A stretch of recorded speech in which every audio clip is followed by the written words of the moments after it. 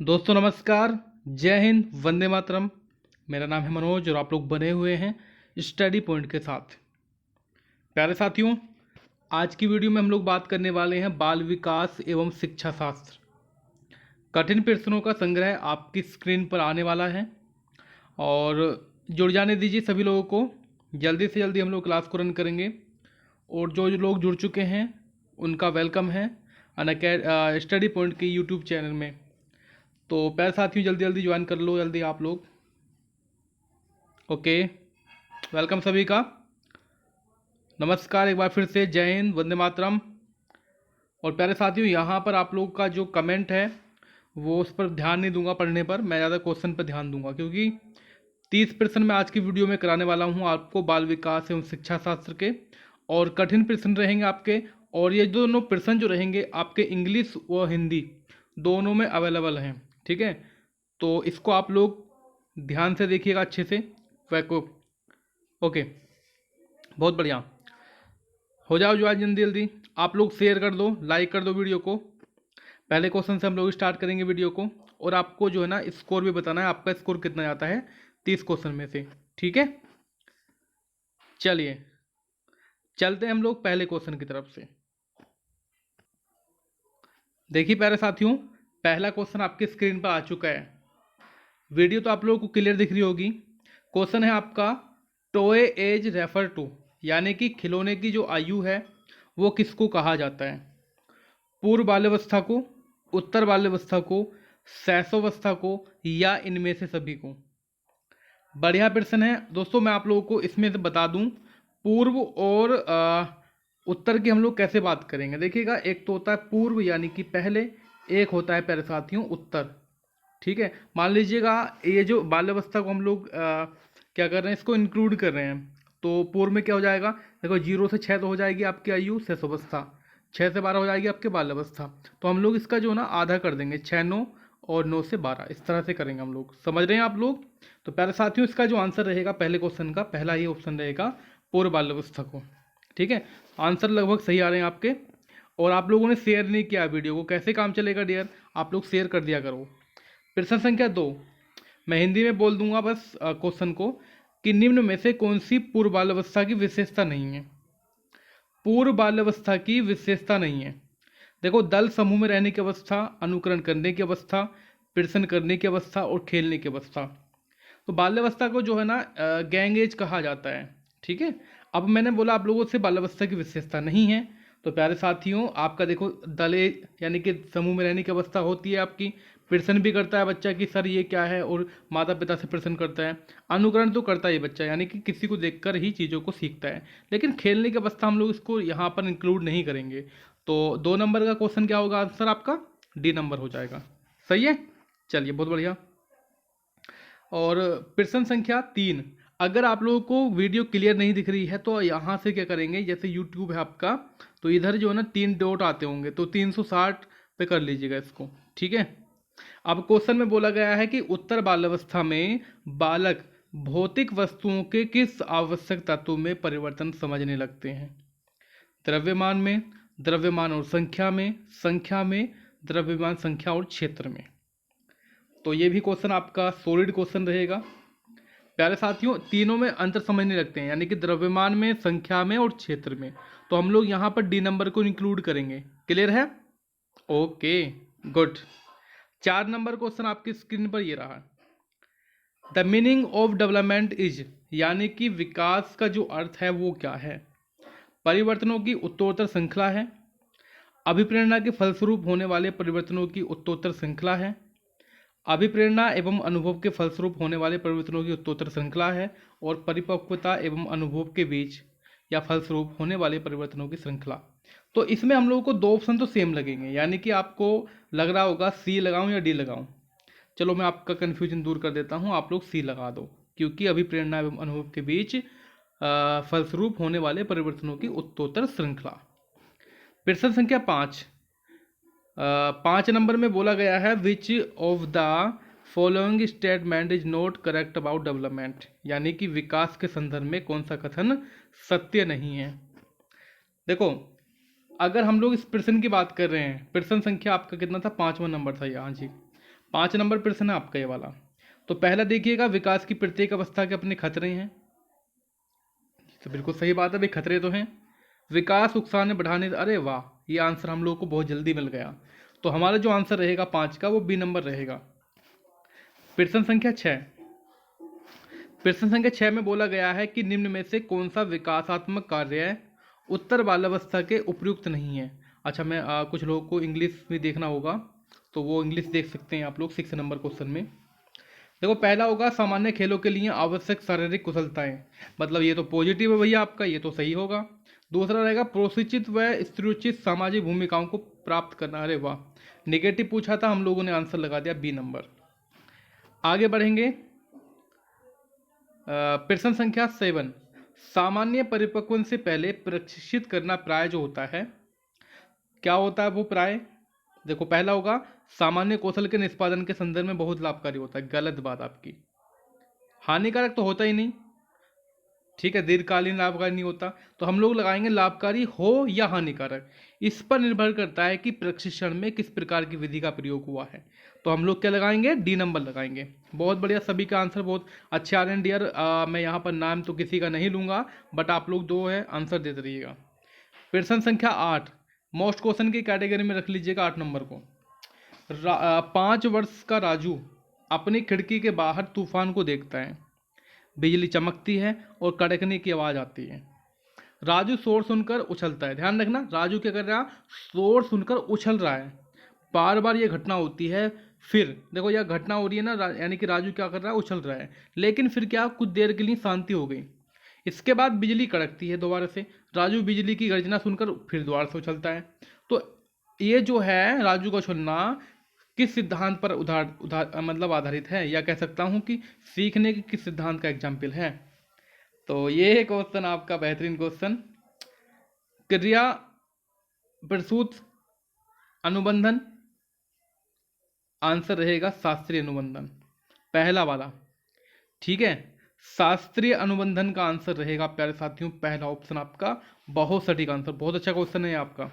Next question चलते हैं, सकारात्मक दंड का निम्न में से कौन सा एग्जाम्पल है। अच्छा, सकारात्मक दंड का निम्नलिखित में से कौन सा एग्जाम्पल है, मित्रों के साथ के द्वारा उपहास, तो पहला ही ऑप्शन सही है, आगे बढ़ने की आवश्यकता नहीं है। इसमें क्वेश्चन संख्या 10 की तरफ चलेंगे कि निम्न में से कौन सा अभिप्रेरणा एक प्रक्रिया के संदर्भ में उपयुक्त नहीं है। प्यारे साथियों, पहला देख लीजिएगा, यह व्यक्ति को लक्ष्य की ओर ले जाती है या ले जाता है।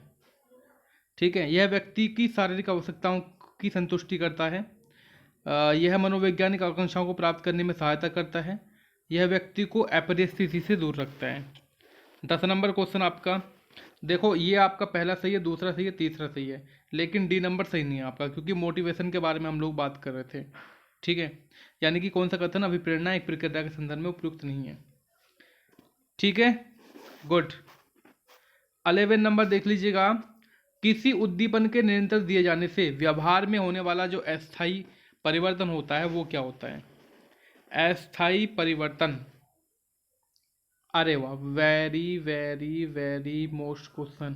दोस्तों, इस क्वेश्चन का आंसर आप लोगों ने किताब में या तो बी पढ़ा होगा या आप लोगों ने डी पढ़ा होगा, लेकिन अगर मैं इसकी बात करूंगा आंसर रहेगा आपका पहला वाला। कैसा लगा आपको दोस्तों? ये क्वेश्चन जो है 11 नंबर का पहला आंसर है, किसी उद्दीपन के निरंतर दिए जाने से व्यवहार में होने वाला स्थायी, अस्थायी की बात मैंने की, यहाँ पर अस्थायी परिवर्तन जो होता है अभ्यस्तता होता है प्यारे साथियों।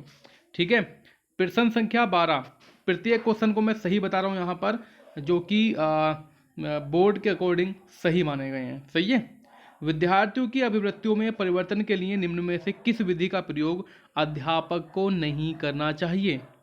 देखिए, दबाव से किसी बात या विचार के लिए राजी करना, अरे वाह, पहला ही आंसर हम लोगों को मिल चुका है, हमें बाकी आगे जाने की आवश्यकता नहीं पड़ेगी।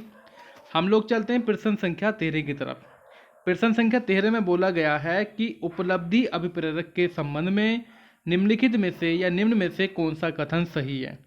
ठीक है, देखो, उपलब्धि अभिप्रेरक जीवित रहने के लिए आवश्यक है। क्या हम लोग पहले लगा दें क्या भाई, निगेटिव थोड़ी ना पूछा है, सही पूछा हम लोगों से, यानी कि राइट कौन सा है। ओके, तो पहला हमारा नहीं होगा या होगा, अरे बिल्कुल होगा डियर, क्योंकि उपलब्धि प्रेरक जो है जीवित रहने के लिए आवश्यक होता है। यदि व्यक्तिगत क्षमताओं की संतुष्टि महत्वपूर्ण है तो उपलब्धि अभिप्रेरक को विकास प्रेरक कहा जा सकता है। अब देखिए हमें ये पता चल गया कि पहला भी सही है, दूसरा भी सही है, तीसरा और पढ़ लेते हैं हम लोग, ये भी सही है। तो हम लोग क्या लगाएंगे यहाँ पर, डी ऑप्शन लगा देते हैं। ओके प्यारे साथियों, अगर आप लोग पहली बार विजिट कर रहे हैं चैनल पर, सब्सक्राइब करना बिल्कुल ना भूलें। वीडियो लाइक कर दोगे तो मज़ा ही आ जाएगा पूरा। During 6 to 10 year children start talking interested in, यानी कि 6 से 10 वर्ष की अवस्था में बालक रुचि लेना प्रारंभ करते हैं। देखो धर्म में तो वो लेते नहीं है, तो पहला वाला तो गलत हो जाएगा, यौन संबंधों में नहीं लेते वो, है ना। तो वो किस में लेते हैं भैया, विद्यालय में लेते हैं। आगे चलते हैं कि कौन सा सिद्धांत या कौन सिद्धांत व्यक्त करता है कि मानव मस्तिष्क एक बड़ी बर्फ की बड़ी चट्टान के समान है, जो कि अधिकांश से छिपी रहती है और इसमें चेतन के 3 स्तर होते हैं। इसको वीआईपी क्वेश्चन की कैटेगरी में ले आइए आप लोग, क्वेश्चन पूछा जाता है ये वाला आपका। तो मनोविश्लेषणात्मक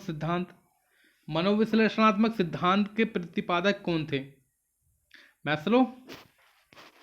चलिए आगे चलेंगे 16 नंबर पर।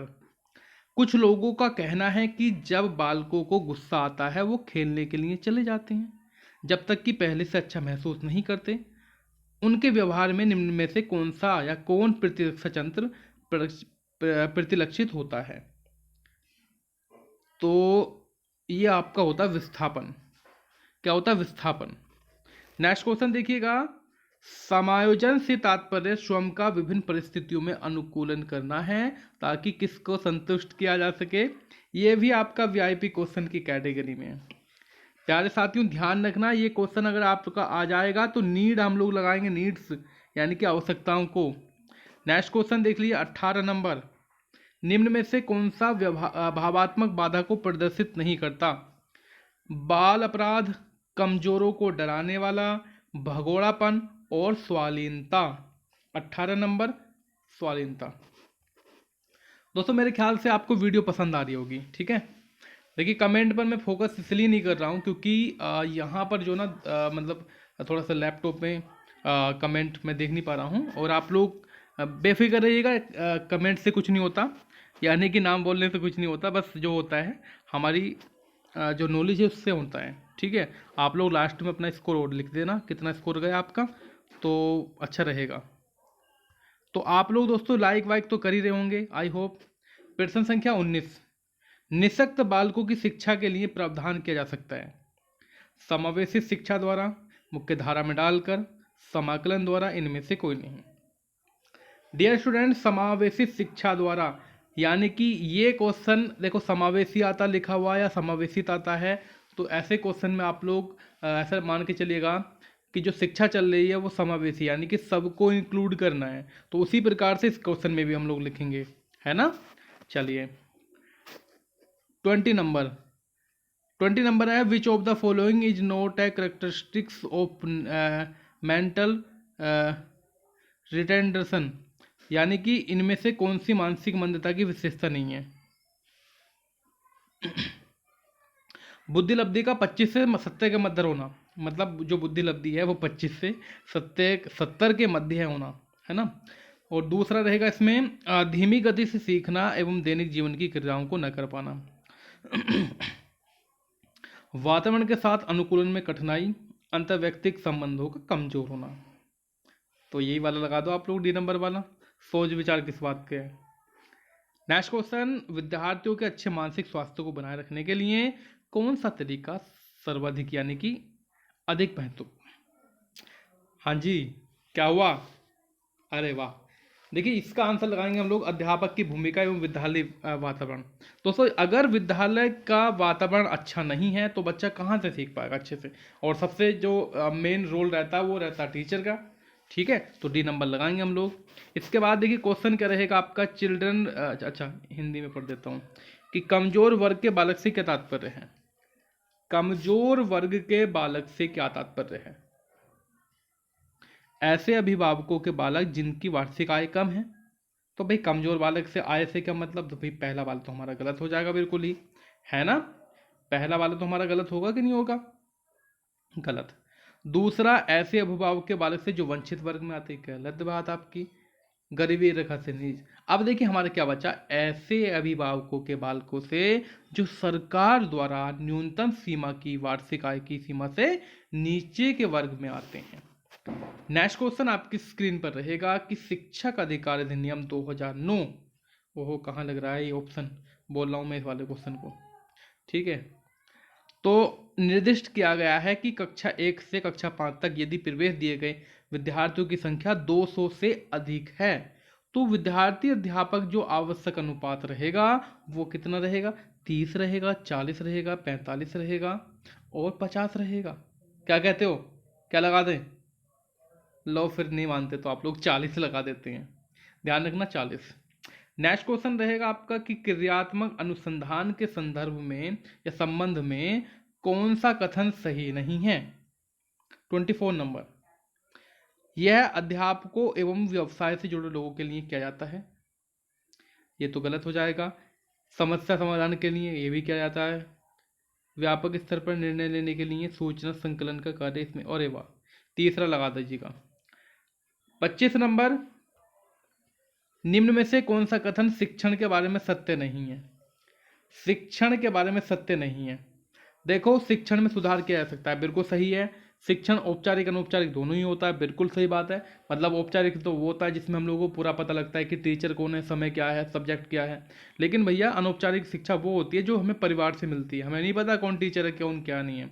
क्या पता हमें खाना खाते समय हमारे पिताजी बताने लगे कि क्या है क्या नहीं है। ठीक है, ये भी आपका आंसर रहेगा हमारा डी नंबर।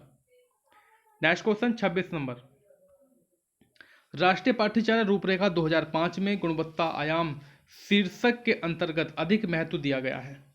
भौतिक संसाधनों को शिक्षित एवं अभिप्रेरित अध्यापकों को, बालकों के लिए ज्ञान के संदर्भ में संरचित अनुभवों को और बालकों के लिए संरचित अनुभव एवं पाठ्यक्रम सुधार को।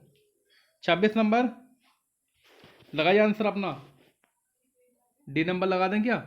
चलो ठीक है भाई, डी नंबर लगा देते हैं।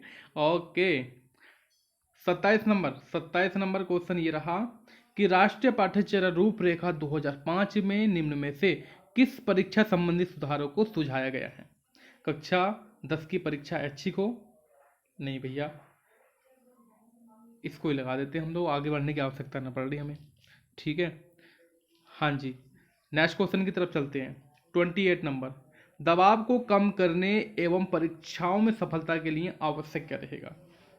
कम अवधि की परीक्षाओं में अंतरण, अरे वाह, ये भी क्वेश्चन आपके, यानी कि आपके क्वेश्चन जो आ रहे हैं बिल्कुल हलवा क्वेश्चन आ रहे हैं यार, ये बच्चे वाले प्रश्न आपके, ठीक है। एमपीटेट, रीट, सीटेट सबके लिए क्लास चलती है अपने यहाँ पर गाइज, आप लोग फॉलो कर लो, क्योंकि अभी क्या है ना, थोड़ा सा नोटिफिकेशन का लेट हो रहा है, आप लोगों का भी मन नहीं करता पढ़ने के लिए। तो जैसे ही कोई यूपी टेट वगैरह का नोटिफिकेशन आएगा, रेगुलर धांसू क्लास रहेंगी। तो मूल्यांकन का जो उद्देश्य है प्यारे साथियों वो क्या है।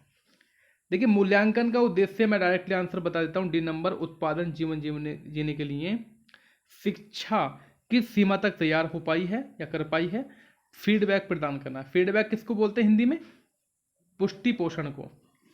और ये रहेगा आज की वीडियो का लास्ट क्वेश्चन कि प्राथमिक विद्यालयों के बालकों के लिए किसे बेहतर मानते हैं।